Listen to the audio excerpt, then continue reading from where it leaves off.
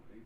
Some we may touch, some we may not touch, but whatever it is that interests you, please let us know when we open the lines and talk with us as briefly as possible, as concise as possible, as civilly as possible, and So this is where we are this morning. Let's go straight to Rufai and hear what his thoughts are on the headlines this morning. Good morning, Rufai, and welcome to today. What's on your mind? There are a couple of stories making the rounds. We're going to be taking all of these stories step by step today on your brilliant dial. Uh, we're still going to be going to the Jili massacre, and we're going to be asking the army what sort of intelligence did they have. I mean, these are very pertinent questions to ask at a point in time like this, because we can't just sit and, in the process of the army trying to kill these terrorists, we are having death toll increase astronomically. In fact, some numbers are saying that the death toll is now close to 100. People in Meduguri now, they are looking for, blood banks. And we want to ask, what sort of intelligence did the military get? Was the quality of intelligence good enough? And if it wasn't good enough, who endorsed that level of intelligence? Where, when they actually did strike with the bomb, they struck a market, lives were lost, livelihoods were damaged, and things like that happened. So, who gave that level of intelligence? Because I'm also seeing the military give a counter reaction by saying that, as regards intelligence and all of that, that they got accurate intelligence and probably they do not know, what transpired and how it pans out. But we need to be able to ask the military a lot of questions. Who gave the go ahead, on this intelligence that they used that now led to the death of many people in Jile? So many people, so many lives have now been lost. So many destinies have now been truncated. And one wonders what is now going to be the lot of these people. So I think this morning we all need to be able to ask the military one question. What was the level of intelligence available? That's just it. If we can't get to the root of the matter, then what's the point? What's the point? Because it's one too many, these things when they happen. If you remember the case of Ran many years ago, that's exactly how it happened.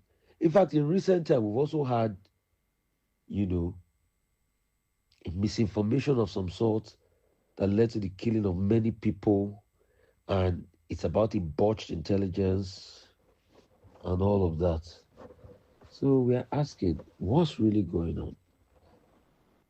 What is making all of this happen? Why is this the order of the day? And we need to be able to dig deep into all of this that has transpired in Gili markets. There's another case making the round, which is a very important case. The case is about, you know, something that concerns all of us, and it's about something that affects all of us, which is the fact that there's a landmark ruling by the Supreme Court overturning the ruling of the appeal court in, you know, the case of Nekonde. If you remember Nekonde and FBN Quest, they've been having problems. Obi Jackson and FBN Quest have been having problems. And these problems have persisted. Nekonde's building was shut down. All sorts was done to Nekonde. And Nekonde went to the courts to be able to seek clarity on the issue. But up to the Court of Appeal, they've been able to shut down, the plight of Nekonde. Uh, and this had gone on for a while.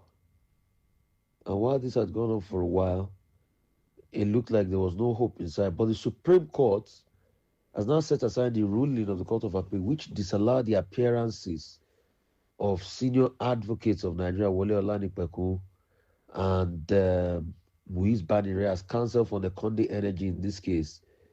Because the Court of Appeal had gone ahead, instilled an action that would not allow the lawyers for the Conde, which is Wole Olanipeku and Muiz Banire, you know, appear, you know, and this judgment has continued to reverberate across the legal and business community as a landmark decisive judgment. In a unanimous judgment of the court read by Bala Mohammed Baba Idris, the Justice of the Supreme Court held that the Court of Appeal erred by allowing a receiver manager whose appointment was under challenge to perform functions including appointing counsel for the appellant in the proceedings, which challenges the very foundation of receivership. So the Lagos Division of the Court of Appeal, on 23rd January delivered held that the receiver appointed by FBN Trust over some assets of Nikonde and Nestor was upon his appointment vested with wide powers over the companies, including the power to sue and sole authority competent to appoint counsel for the companies. In the decision of the Court of Appeal delivered by Danladi Sechi, Polycarp Kwicha, it was held that the appearance of the counsel not appointed by the receiver in the suit remained irregular and accordingly disqualified Olanipeku and Banire. But all of that now has been changed by the Supreme Court, which is a landmark decision, you know. And when the court does well, we hail them. In this Nekonde case, there's a good traction by the court. But if they don't also do well, we'll also berate them, you know. ADC is threatening civil disobedience until Amukpeton resigns as INEC chief. Depending APC link INEC chairman, Amukpeton part of my job. That's what Tinubu's aide is saying. No, Tinubu's aide, Olusegun, defending Amukpeton is not part of your job. INEC is an institution on its own that can defend itself. You are a presidential spokesperson. You can see that these people do not even know their jobs. And these are the people who put in power. A presidential spokesperson cannot be defending an independent institution like INEC. A presidential spokesperson already has partisan leanings. It's not part of your job. And I'm not sure he understands all of this we're asking. So when we ask them, they think, oh, we don't just want accountability. Minister Umahi, I've been raising this point of cost per kilometer, cost of procurement, bid documents, procurement method, and all of that. Minister Umahi thought it was a joke. There's a company called Budgets. Now, they have now written, according to provisions of Freedom of Information Act 2011, and they are formally requesting information relating to environmental impact assessment, project implementation timeline, accountability and oversight of the project, cost of procurement approval, bid process, procurement method, funding, justification for any selective or direct procurements of the Lagos-Calabar Coastal Highway.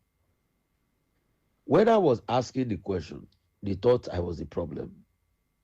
But now that another person is asking the question, maybe the minister will be able to answer the question. Anyway, they've summoned them of Freedom of Information. I think since March, they've not been able to answer the question. We are waiting on them. All we are just calling for is accountability. There's no way you can tell me that you spent over $1 billion to build road, just for 7 kilometers of road, and you don't want people to ask you questions. It's not done that way. And if it's not good, it's not good. So these are the matters we keep looking at. And these are the matters we keep, asking questions as regards. And we want answers and we want solutions as regards these matters. So we'll keep asking, we'll keep probing, we'll keep challenging, we'll keep looking, and we'll keep hoping that one day reprieve will come, help will come. Our leaders will learn to be more accountable. Army nabs teenage suspect linked to killing of Brigadier General. The guy is 15 years old. It just shows that the future of this country is in shambles. 15-year-old. He was talking of how over 700, 800,000 was given to him. They went and they struck the place where they killed the Brigadier General. A 15-year-old. I mean, it just shows the future of this country is already in trouble. It's already in trouble. And the Supreme Court is to hear the case today of David Mark, led ADC appeal against Nafil Bala Gombe. U.S. commends Nigeria over 386 terrorism convictions. Uh, Bombed Jili market is Boko Haram stronghold, says Yobe. Many has been feared dead as people were killed in this Jili market. We'll keep talking about these matters leading up to the coming days. Isn't it sad that Nigeria has become a killing field of some sort? There's a fresh attack where a lot of top colonels and military officials also have passed. And you wonder what is happening.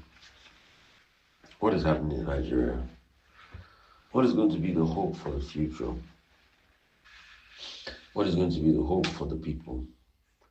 What is going to be the hope for our lives? While all of this is happening, the government is busy using all its might to ensure that the ADC does not have a candidate on the ballot. You see, for all of these guys that are doing all this shenanigans against democracy, I think they should remember that what goes around will come around someday. And when it comes around, they shouldn't complain at the effect on their lives because they are well aware of the implications of what they are doing. Now, they have gone ahead, tried to stifle every form of opposition. The ADC has come out to complain that with the venue they have tried to use, they have stopped them. At first, they used Eagle Square, APC used Eagle Square. They require that same Eagle Square now from Wike. Wike didn't approve it. Even the small venue that they want to use somewhere within town in Abuja, they are also trying to frustrate them from not using it. So it is now clear that with all they have tried with the courts, it is now the government officials that are leaning towards the APC. I do not want them to be able to do their primary. So, you see, when we start saying all these things about democracy, let us look at it. But the question I have for the hypocritical people that say, oh, it is not the government officials and all of that they can't see the truth and say it is. But they should remember that nobody frustrated them or stopped them from using any hall in their own time. They should always remember that. They should always remember that. So, if they don't remember that, then it's going to cause a lot of problems. And it's going to cause a lot of problems. It is very sad. President Tinubu keeps meeting, military leaders, moving against terrorists, but the pain is persistent. The chaos is persistent. The problems are unabating. It keeps being continuous. While we are doing all of this, politicians are busy negotiating their future. Amzat, I started consultation with GAC members in Lagos. If you know Lagos politics so well, without the GAC, you can't get anything done if you want to be governor. So they are starting consultation with the Babasokwe group. They are the GAC are sort of like the group that implement the will of the father. At least we are hearing that federal government has started the payment of arrears. Which is a welcome development because the doctors had to go on a strike before they now called off the strike. And the leadership of NAD is pleased to inform that the payment of outstanding 2535 commerce review arise has commenced. So it took them to go on a strike before this was implemented and this was commenced. So at least we have some reprieve on that. Governor Abiodun announces Adiola as APC consensus pick. That's Yayi. So Dapo Abiodun has announced Senator Adiola, known as Yayi, as APC consensus pick. He made the declaration on Monday during a strategic caucus meeting with leaders. In a video clip, the governor said the party had earlier settled on his preferred consensus flag bearer, but first we decided who is deserving to be next governor. I mean, Yaya has been pushing for it, and a lot of people are also saying that this will be what will bolster, the Yewa's chances of being governor. Anyway, Yaya used to be a Lagos senator, but he claims that he's from that Yewa area, so they will push this in and say, okay, it's Yewa's first time as governor. Trump has deleted the Jesus post of himself after outcry. Then he lied that he didn't post. So for all the ones that support Trump and say, oh, he's heaven on earth, a man that can tweet a picture of himself as Jesus and you still support him. Anyway, at this rate, I don't like to talk to Trump supporters that much because they will support anything. Even if he kills somebody close to them, they will make excuses for him. So don't worry, it's cult following. That's the way it always goes. ADC is getting a new convention venue, but they are still frustrating them on that new convention venue. And that is what has become the lot of the ADC. So when the APC keeps talking and saying they are not frustrating them, nothing is happening and all of that, we should all know what is going on. Allah Budinyo has said that the convention aligned with the Nigerians aligned with political parties yet to issue the venue. According to him, Wike frustrated them out of the use of Eagle Square. Beg your pardon. So that's the lot of a lot of people. And we're also exploring the Abuja airport, the Abuja stadium, the velodrome. But they also frustrated them out of it. Wike said the claims of political motivated denial access was unfounded, described them as attempt to gain publicity. But that's not true, Wike. We saw how you frustrated Atiku Abubakar of your own party from not coming to come to campaign in Port Harcourt then. So sorry. So we all remember that he frustrated Atiku Abubakar. He ensured that the PDP does not come to campaign. And all of these things people do, it's not fair. It's not fair. Let's just remember that there's a God and he watches all over us. And when they do it for them, they should not complain. Peter Obi is selling himself to the North. He's saying that nobody can do what he intends to do for the North. Saying there's no contender that can match his plan for transforming the North. He made the assertion on an Arise Primetime interview while responding to claims that he may struggle to secure votes in the region.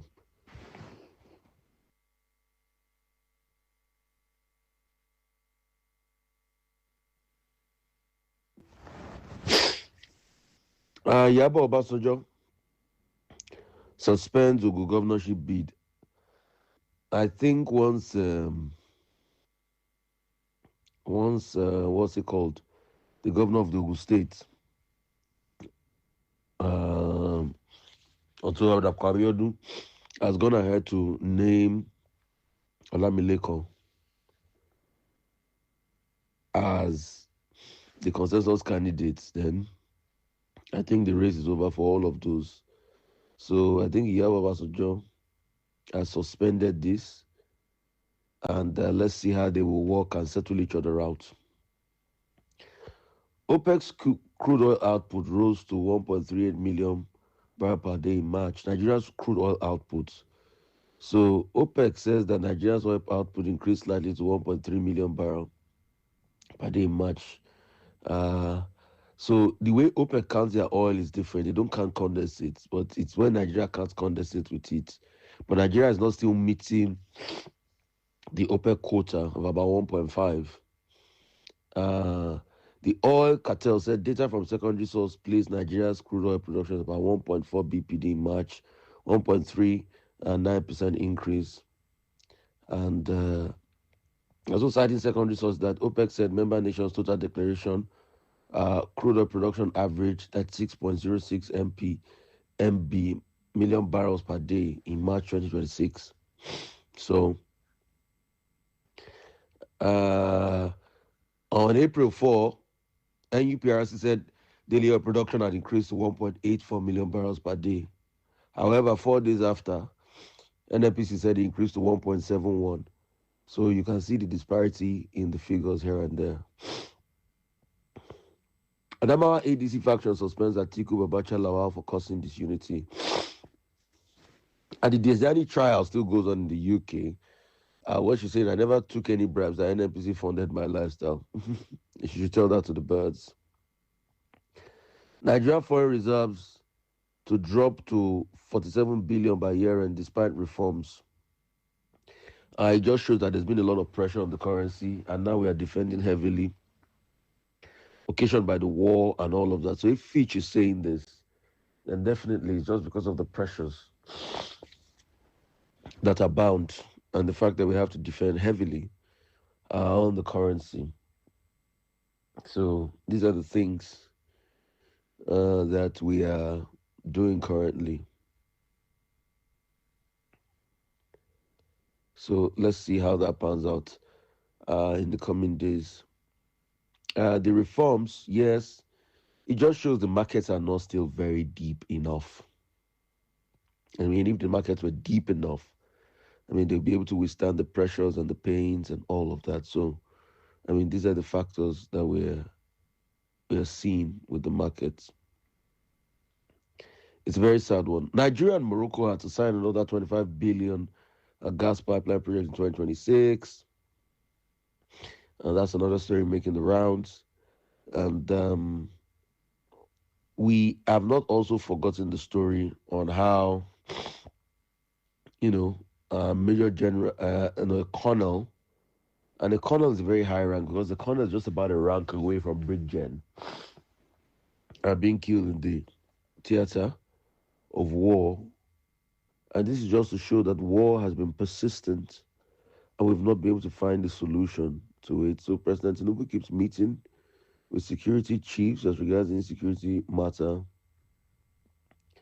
But it's a sad one. It is a sad one that this has been persistent. The pain is too much. And so for all that say, oh, President Tinubu is doing this, is doing that, we're not solving the problem, which is sad. And we're not fighting insecurity properly, which is another sad reality.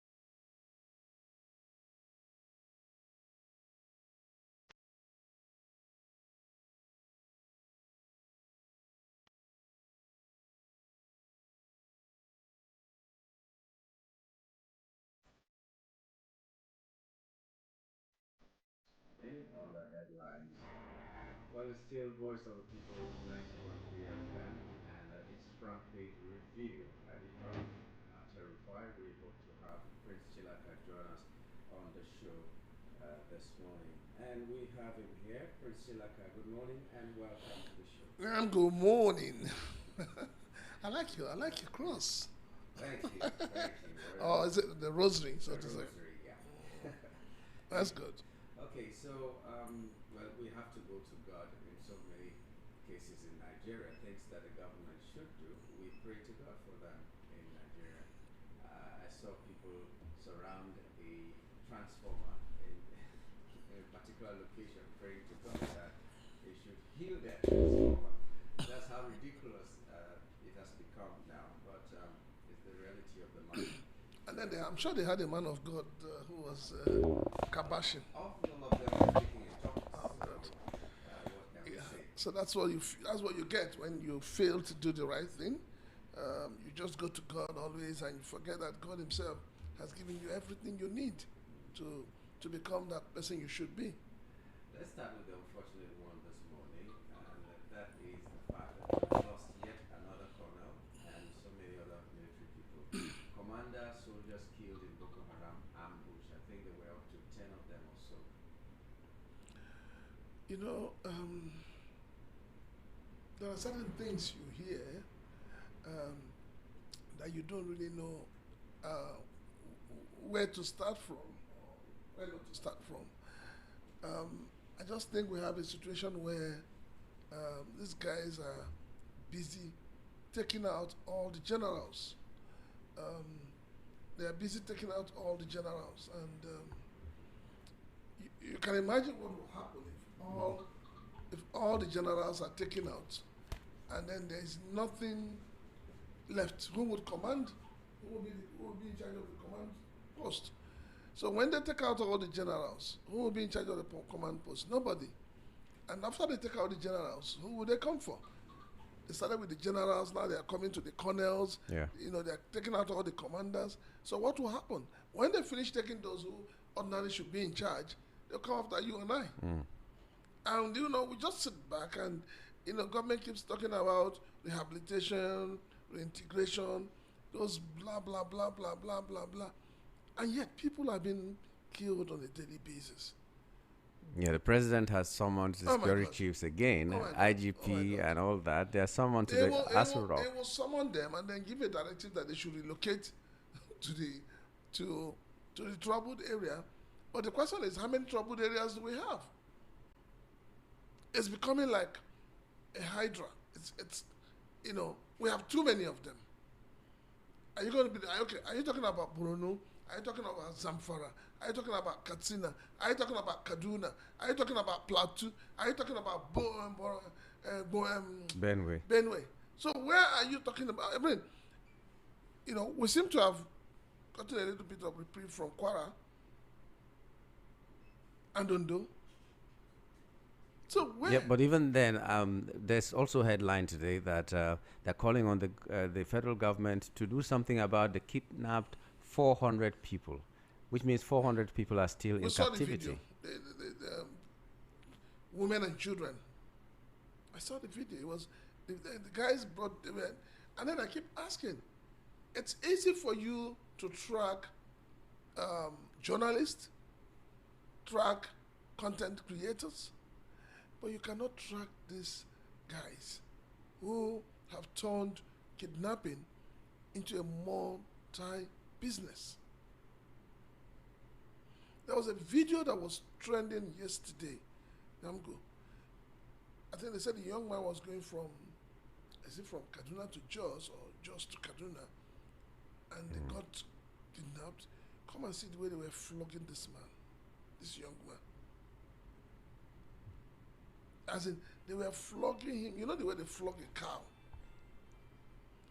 2 of them. And then these are the people that somebody will wake up from sleep and tell you they are your brothers. They are prodigal children. They need to repent. They need to come back to their senses. How did they lose their senses in the first place? Something needs to be done urgently, because this thing we see as a child's play is getting out of hand. It's no longer child's play because people are okay. The president went to Jos, Plateau State, and promised that it will never happen again. I think almost the same night. That was the promise he made at the airport, not at the scene. Well, even that same night or the day after, from there till today, it seems as if it's a daily thing. It they is. want to. It is. Once you wake up every morning, you just need to hear, you know, the one that has happened last night, you know, and these guys, the target is precise. They know what they're doing. And then Because I ask myself, what are the Americans doing in this country? What kind of data are they gathering? If the government knew they didn't want them to become combatant, why did you invite them? First of all, who trains the Boko Haram insurgents? They are terrorists. Because their precision is top notch. Their plans are top notch. Everything about their operations are top notch. They seem to know even more than the Nigerian army. People who went to the academy, people who got trained officially and all that. These people are in the bushes, and as young as 15-year-old will know the drill so well. You saw, I'm sure you saw the video of children 9 years, 7 years, 8 years, and below, wearing army camo, carrying AK-47. What do you think they were doing? Are they creating content? They are being trained. The government has made it difficult for a lot of Nigerian children to go to school, so that's an available school for them.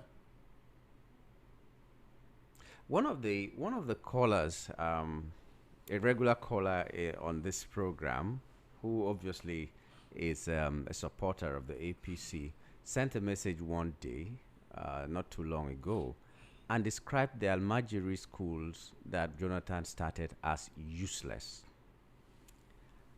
Till now, I've not known how to respond to it, because that was one of the final solutions that I thought the North needed. By now, from that time of Jonathan till now, I just imagine the number of people or children that would have been churned out of that school system that would have taken a different path. But this person called the Almajiri school system rubbish. Useless. Well, maybe because when you call something useless, it means that you have a superior argument. So for me, I would have said to him, oh, because you are educated, you believe that others should not have the same opportunity. Education opens up your mind. Education makes you a human being.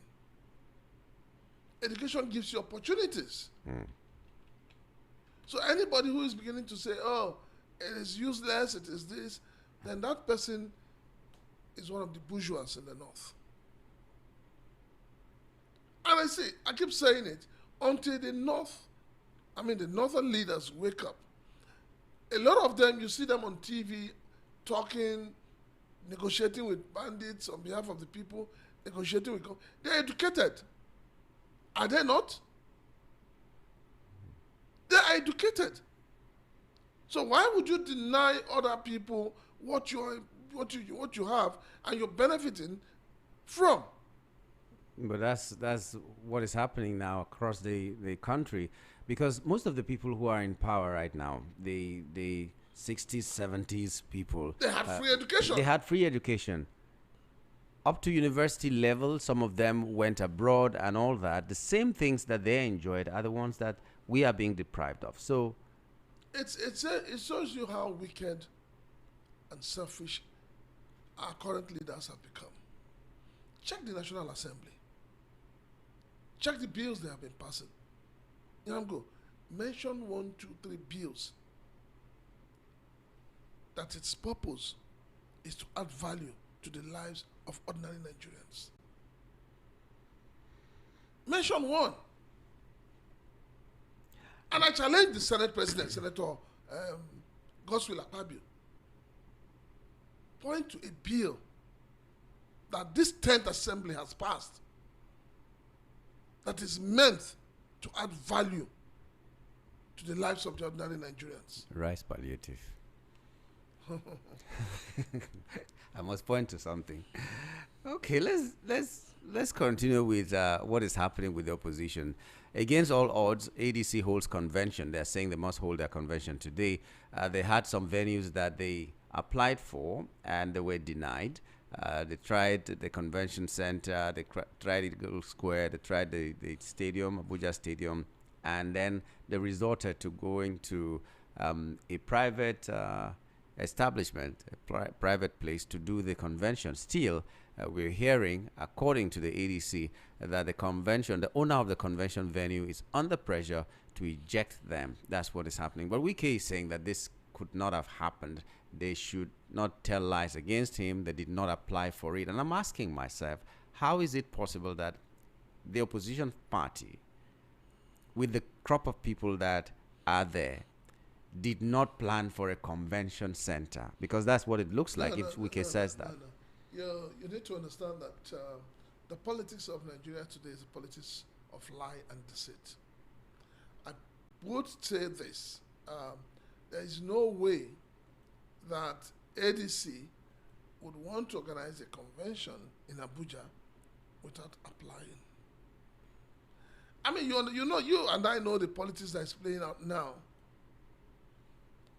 First of all, it's a politics of destabilization, which they have started, which, I mean, you and I know what has happened to PDP. PDP is off the curve. SDP, nobody's even talking about SDP. Labour Party, we don't even know where they stand. Now, suddenly, INEC woke up from slumber and said, oh, it's our duty to take sides. It's our duty to interpret the law. Meanwhile, this same INEC participated in all the meetings that brought up David Mark. So this is not the first time it is happening where the ruling party will not allow any opposition to have venue for their convention. This is not the first time. It shows you how dirty Nigerian politics has become. How wicked, how selfish it has become. I don't know. I mean, the APC has 30-something governors with it, has almost half of the National Assembly. And all. So what are they scared of? More than half of the National Assembly. So what are they scared of? I really don't understand whether we still have a democracy. I'm talking no, we don't have from a personal thing.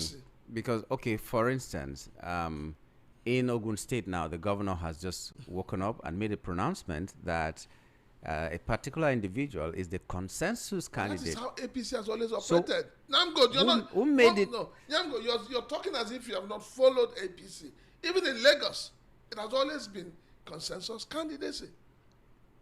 That is what APC is known for. They sit in one place, they decide, okay, you go for governorship, you go for, we'll use this one for deputy, we'll use this one for speaker. And at the end of the day, they have a, what do you call it? It's just to adopt those and to reaffirm what they have agreed. I mean, the democracy is supposed to be a government of the people, for the people, and by the people. So where is the people? The people. In everything that is happening across the entire federation, starting from the federal to the state, tell me one project that the federal government, the state government, the local government has embarked upon, and they have consulted the people. It's getting crazier and crazier. No, because see, we have a government, a system of governance where the governor decides, okay, he wakes up from sleep, he looks at the map of the state local government, and he says, okay, I think this local government, they need pipe-borne water. Let's go and give them water. But maybe what the local government needs is access road. That's what the people need, access road to their farms, to the city, to be able to sell their farm produce. So we've had, over years, we've had governments that have never asked the Nigerian people what they want. You want to tell me that if you have a town hall meeting and you're asking Nigerians in terms of road infrastructure, what do you want? You think Nigerians will tell you they want the Calabar Highway? No. I still don't know. Well, the people will tell you we have roads that are not motorable. Go and fix them. A lot of people will tell me that I should know better, but as I'm sitting here, I do not understand the economic value for now of that road. Because so ports that will be emptying whatever it is into those roads so that they can be motorable and all that. I don't see any. Okay, as a person now, I'm going to Cross River. I will never take that road. First of all, it's leading me to Calabar. Okay, Calabar to my village is about 9 hours. So I will never take that road. So what will be the importance? Except maybe I want to get my goods from the port or something No, at the coast. But there's no port. The thing is this: we should be when you talk about the value of the road.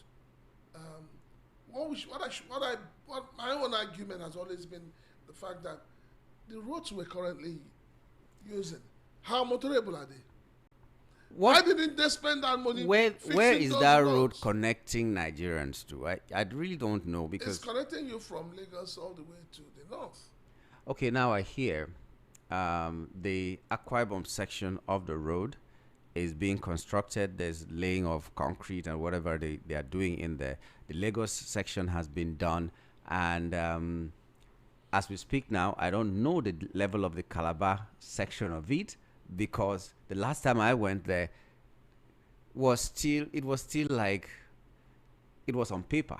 Nothing was done about it. Now it seems as if they're constructing the road according to how close you are to the presidency. And according to your state. Yeah, according to your state. So that's how they're constructing it. So we might end up having this Calabar-Lagos highway, having the Lagos portion, the Akwa Ibom portion because of Godswill Akpabio. Maybe if it passes through rivers because of the Wike and all that, we might just have this like this, and they will never connect.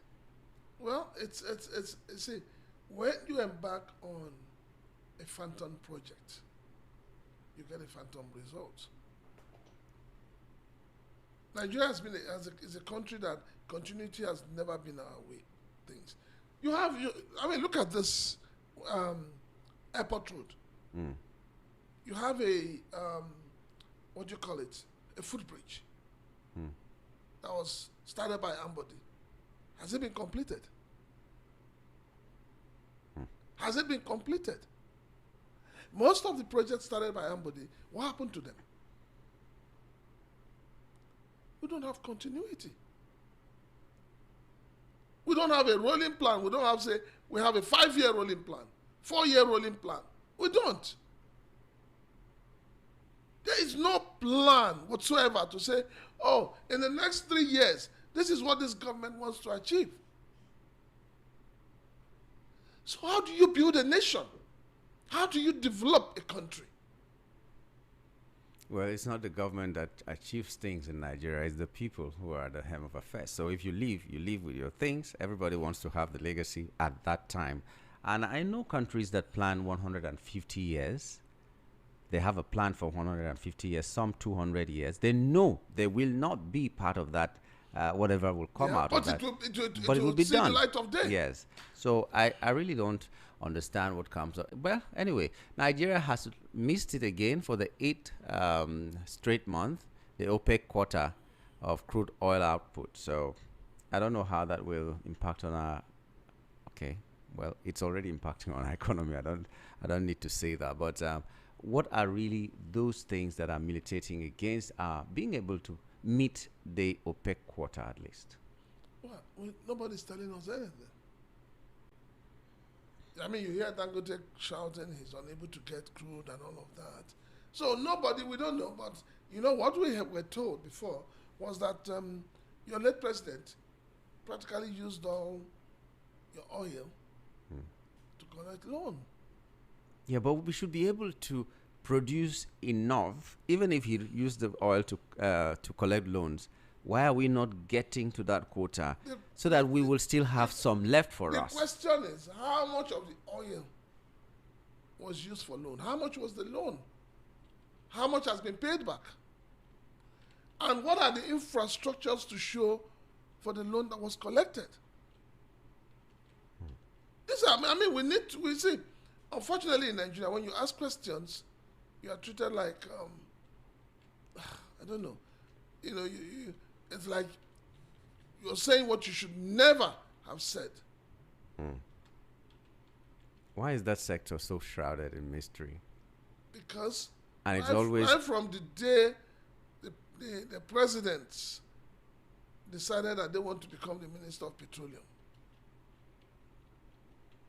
Because everybody sees petrol as a cash cow. It's really troubling. In Jonathan's time, it was 2.2. It was hovering around that 2.2 million. Even then, at that time, there were. You remember all the Niger Delta? Yes. Yes, there were problems, and they still had 2.2 million. Now we cannot produce up to that.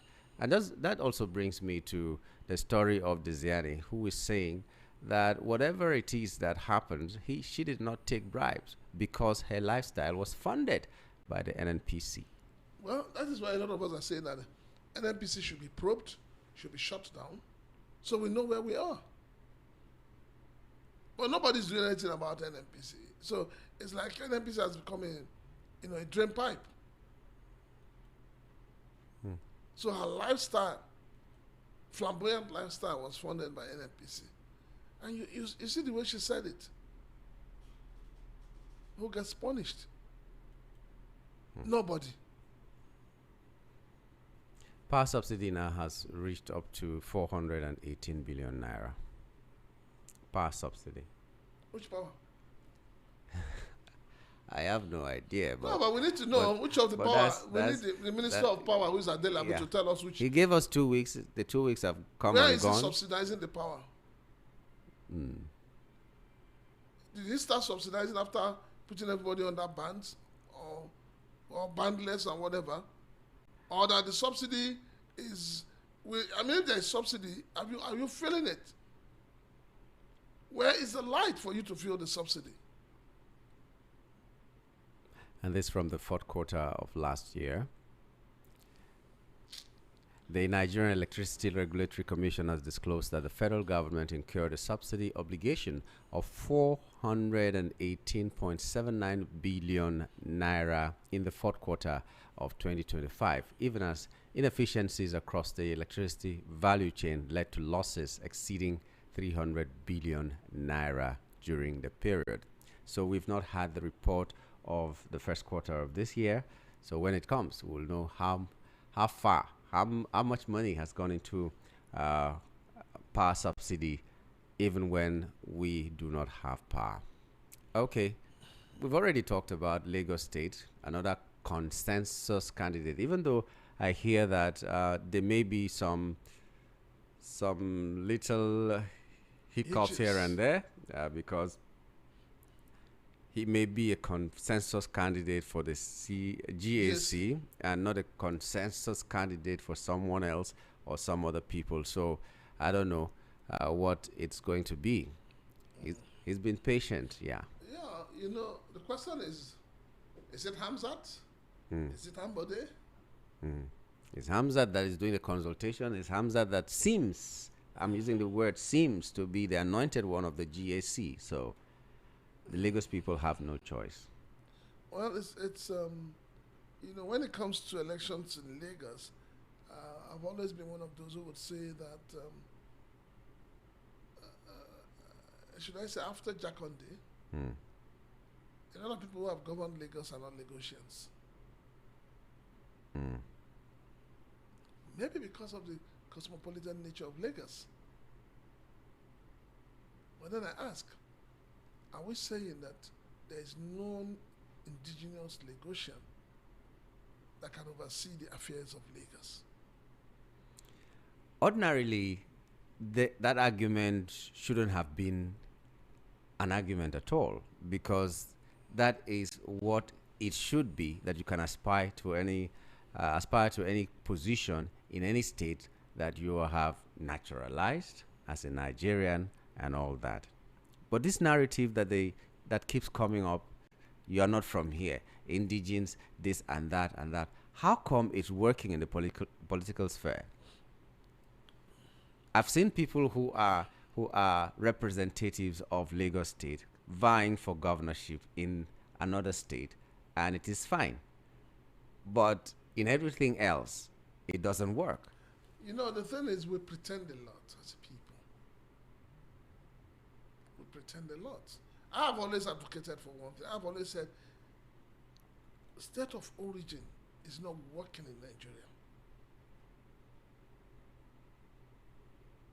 it is hindering the ability of states to tap from those who are not indigenous but have the potential to add value. What will make sense in Nigeria is state of residence. Because if we adopt state of residence, it means that wherever you have lived for 5, 10 years, you have a right to aspire. So when you aspire, nobody's saying, this man is from Imo, is from Kaduna. No. The question would be, for how long have you been here? And what's your level of investment here within the place? So we keep pretending. Today we're like, it doesn't matter what state you come from, as long as you speak the language. But if it applies to another person, we begin to ask questions. What state are you from? Is this your state? Go back to your state. That is the double standard we have in Nigeria. And it is not helping us as a people. Anyway, well, unfortunately, we've talked about this terrorist kill Colonel 6 soldiers during raid on military base. Now it's as if, let's see how many military bases we can raid. We grew up fearing the military, knowing Nigerian military as one of the best in the world, especially when it came to ground fighting and all that. Now military is the one that are the most casualties, so to speak, in these quote-unquote war that we are fighting with the terrorists. And I don't know where this will take us. If the military is not safe, if the military formations are not safe, the most guarded places in Nigeria are not safe, then how much more you and I? Well, like they say, take out the generals and the troop will become scattered. So I think that's what these guys are doing. Like we said earlier, their planning is top notch. And they're doing it, and they're doing it so well. They're doing it so well. It's unfortunate. Talking about opposition and all that, there also is a story here. NNPP raises alarm over INEC's refusal to recognize leadership. Same thing happening in the ADP. It's so funny. And people, like the chairman of the Diaspora Commission came and said that, and so many other people who are APC members are saying there are other parties that are in the opposition, and these parties are not complaining that the APC is stifling their progress and all that. How come it's just the ADC and all? You saw what happened in 2023 convention of the APC, and you saw the number of persons that bought form to contest for presidency, and you saw how everybody mounted the podium, to tell you that they were, throwing in the towel for the candidacy of Bola Ahmed Tinubu. Thereafter, you saw some political parties who said they were not going to put up any candidate, but rather they were going to adopt the candidate of another party. And then you think those if you look at it very well, you think those are parties that are free or parties that were arranged for such purpose. So, which means one of the ideas that if 2027 has to be free and fair, some political parties that are being, stifled, allegedly, should walk out and say they're boycotting the election, which means something like that will never work.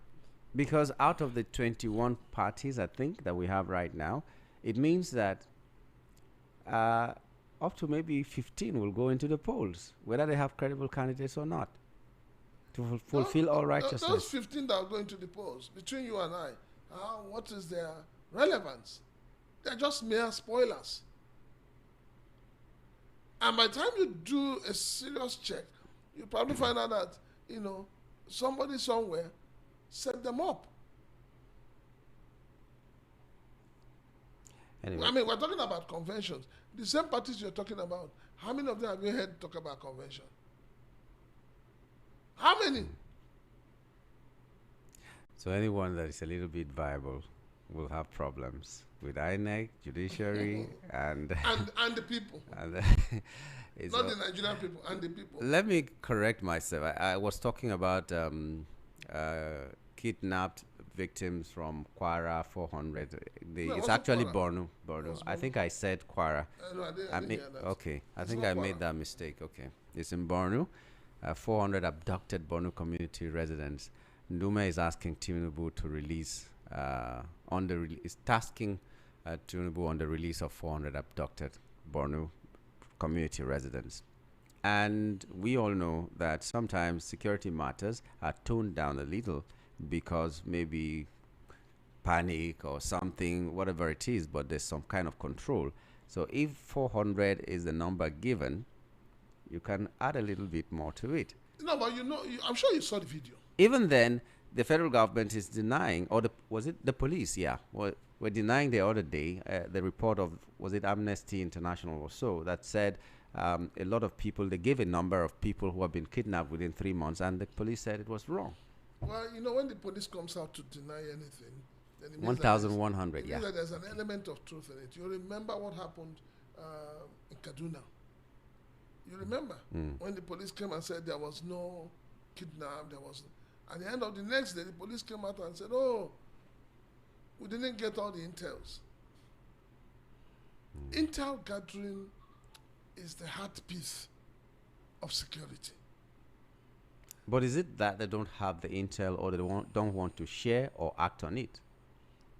Because I think one of the attacks that happened in, is it Borno? The governor said the security people were given this intel long before the attack, and they did nothing about it. When you talk about Borno, there's something, I think the governor of Borno has been getting it wrong. The market was bombed, and as at now we hear about the death toll is still rising, and you're telling Nigerians that that market has been closed down for 5 years. 5 years, yeah.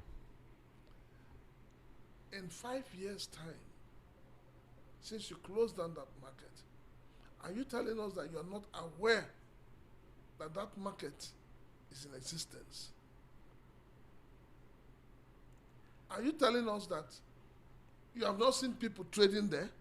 Yeah, but according to the information, they know people trade there, but they also know that those who trade there are the insurgents. So they do their transactions and everything. So it's now an insurgent market. No, let us, between you and I now, let us forget the semantics. Let us forget propaganda.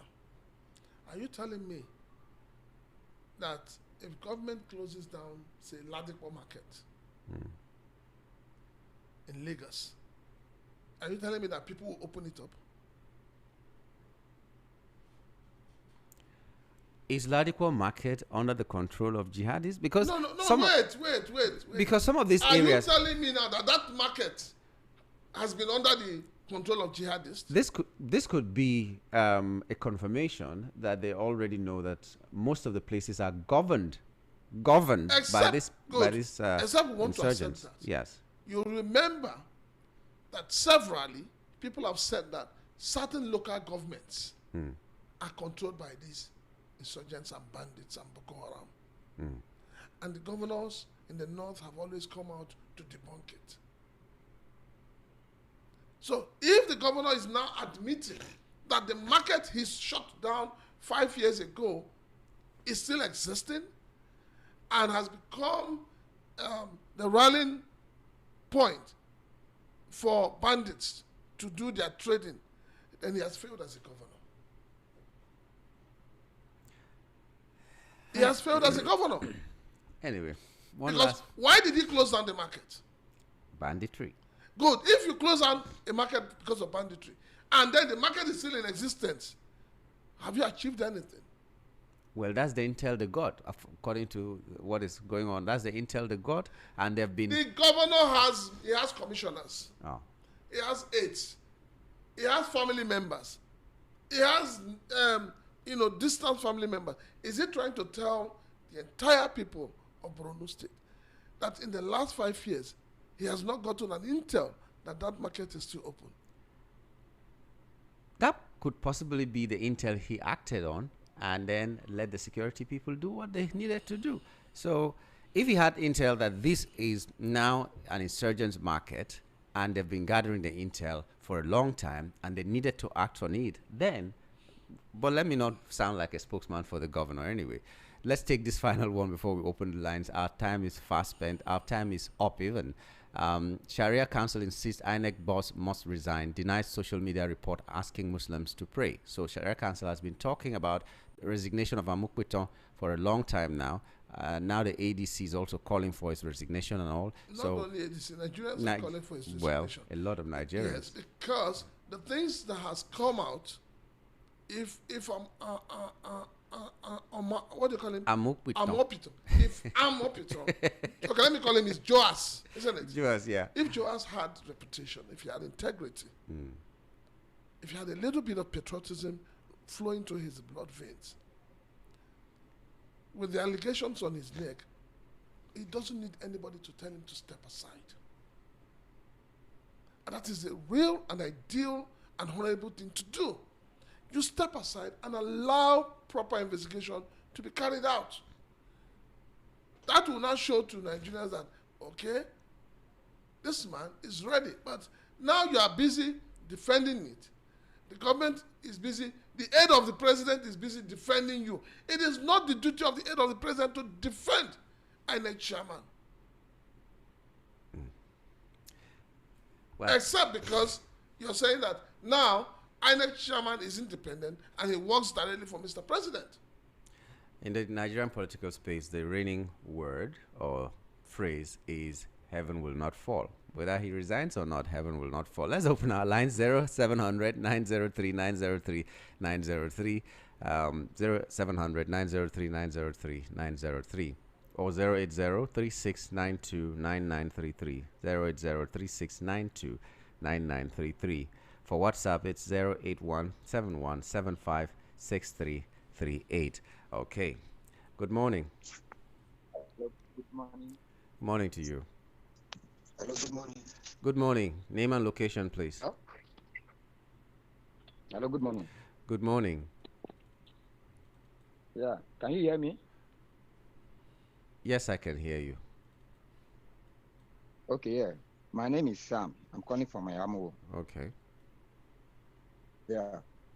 It's if Wiki came out and told the public that the ADC didn't apply to use Eagle Square, if that is a lie, then the ADC should prove him wrong by showing Nigerians the application letter.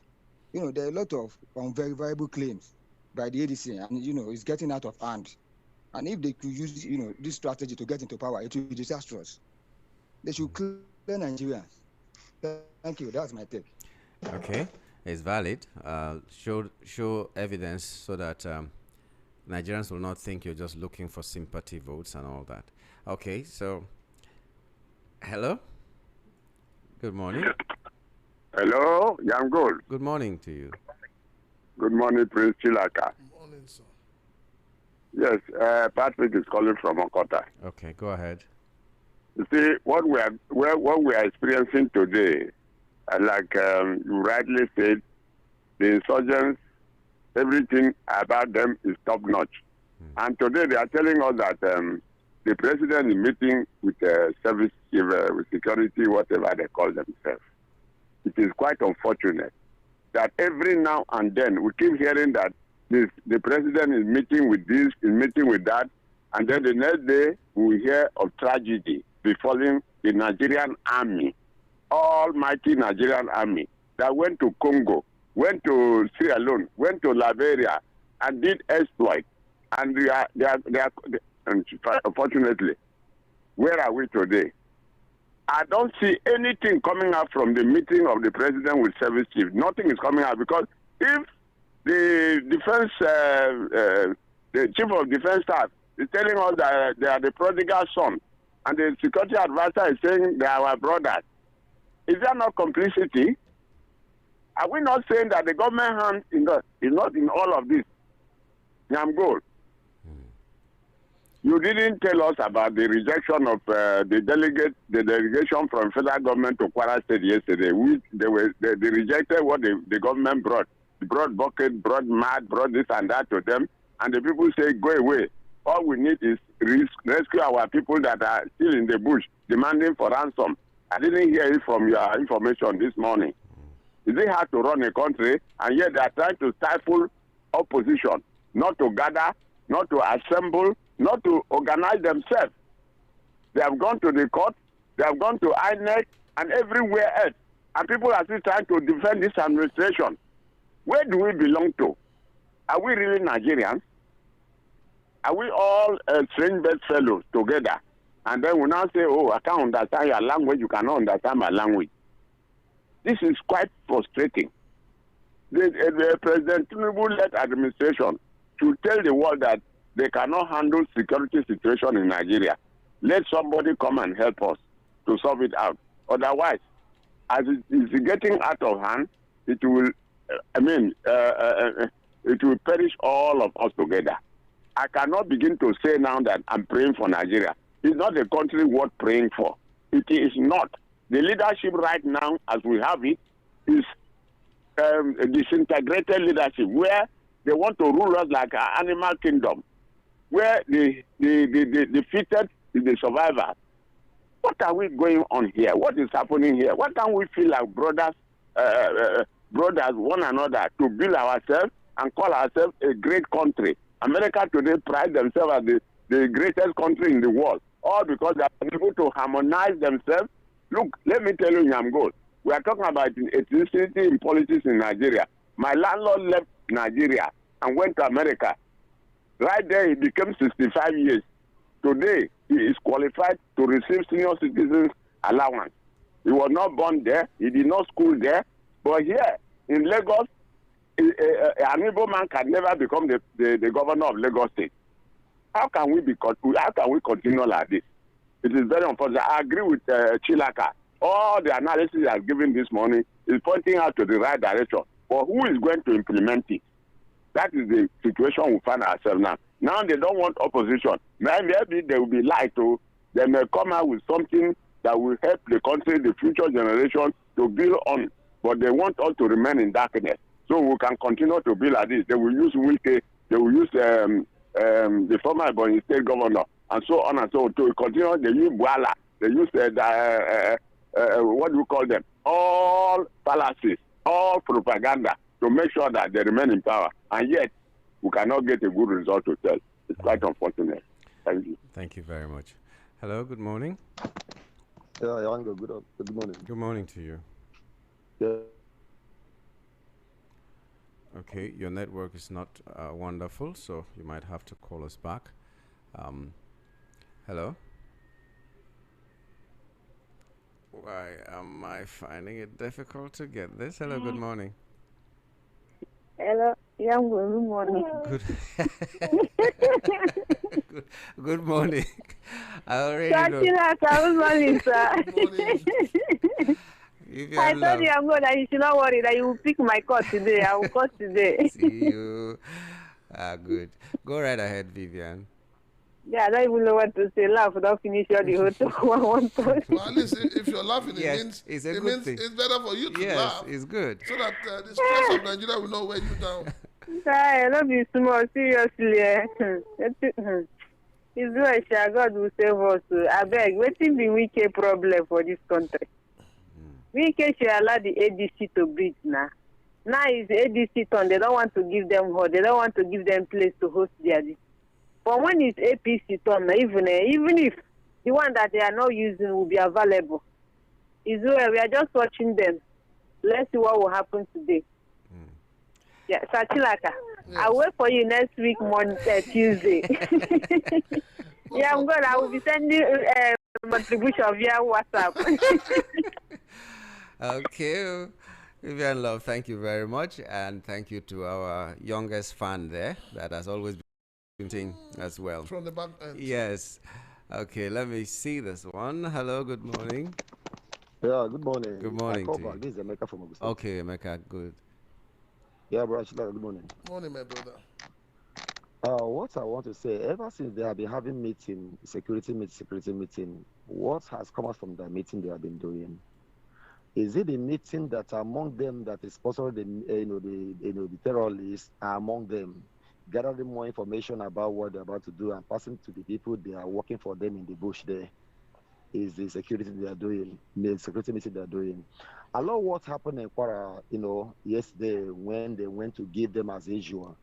Now, suppose the whole Nigeria can be, rejecting all this money that whenever they kill, their boys went and killed.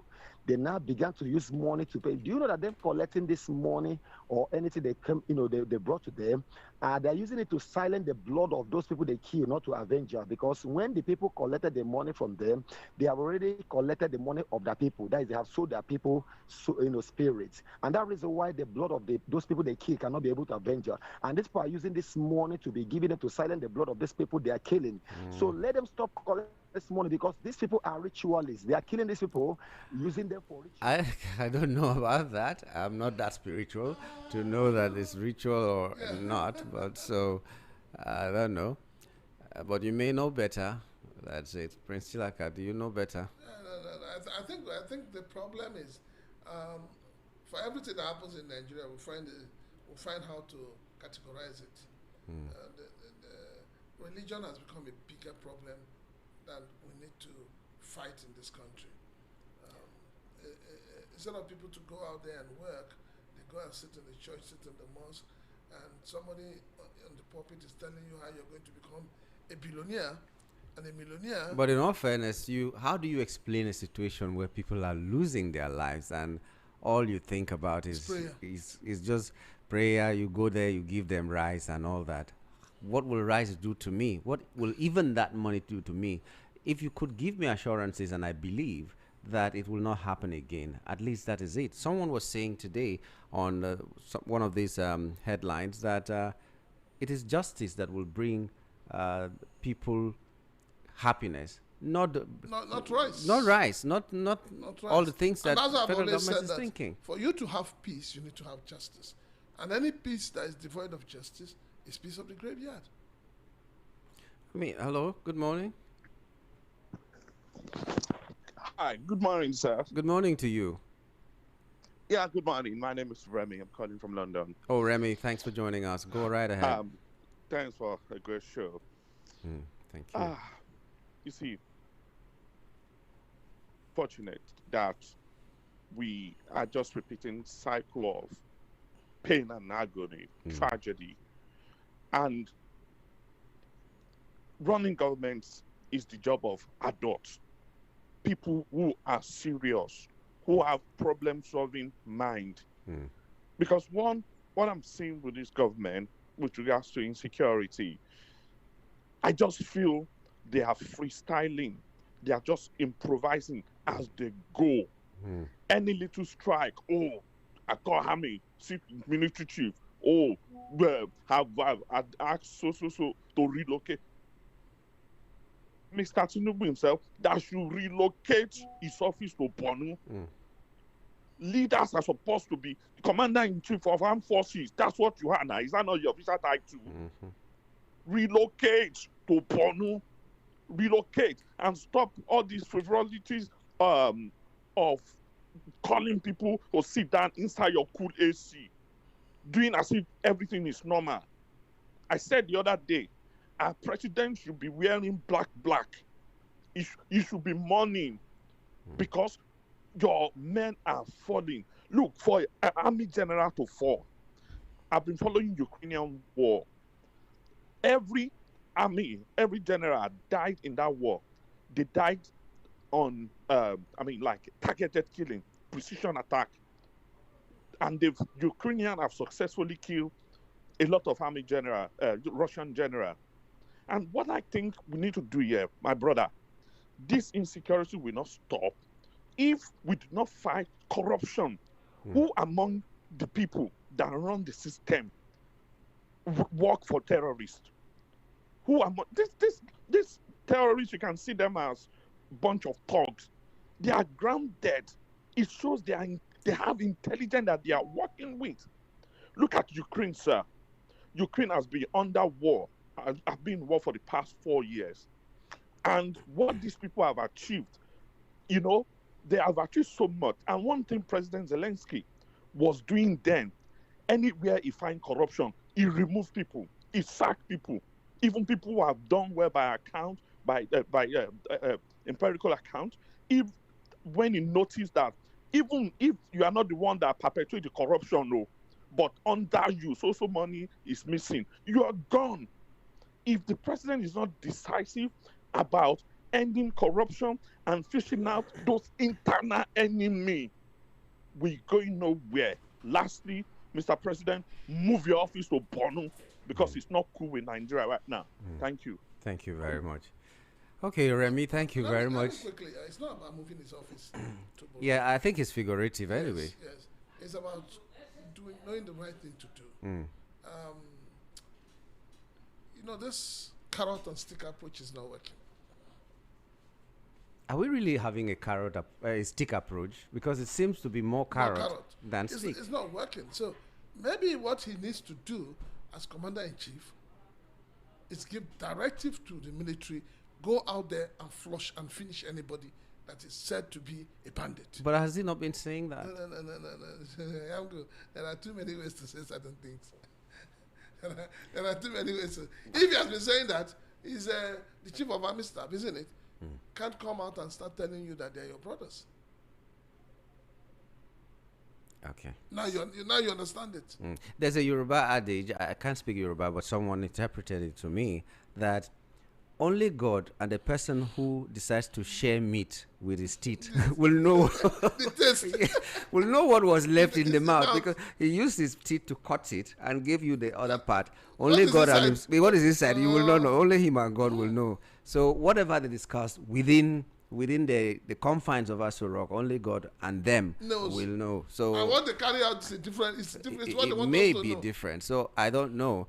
Okay, let's take some messages. Good morning, VOP family. It's funny the way we play politics in Nigeria. The ruling party always oppressing the opposition parties. To me, every political party should have equal rights of using any available venue for their political program. If you govern well, you will be re-elected again and again for not forcing yourself on the suffering masses under your leadership. The federal government should please seek the assistance of Israel for security. U.S. always goes with Israel for war because of Israel's ability and the personnel. Benjamin from Shogunle. I thought you would say Benjamin Netanyahu. Good morning. No Muslim candidates, no votes from Muslims across Southwest. Murik spokesperson, and people should call Murik spokesperson to order before he causes religious war in Southwest. Leo from Lagos. If you made that statement, it's unfortunate. The greatest mistake Nigerians made was in 2015 when they changed the status of APC from being an opposition party, which they know how to do well, to become the ruling party. Can you just imagine what the party would have done and said to blast whoever is in power at this period where the killings of innocent Nigerians has continued? If the governor of Borno State could come out to say that the market where Nigerian Air Force had bombed has been closed down for so many years, why was the market not declared as a military zone so that citizens can keep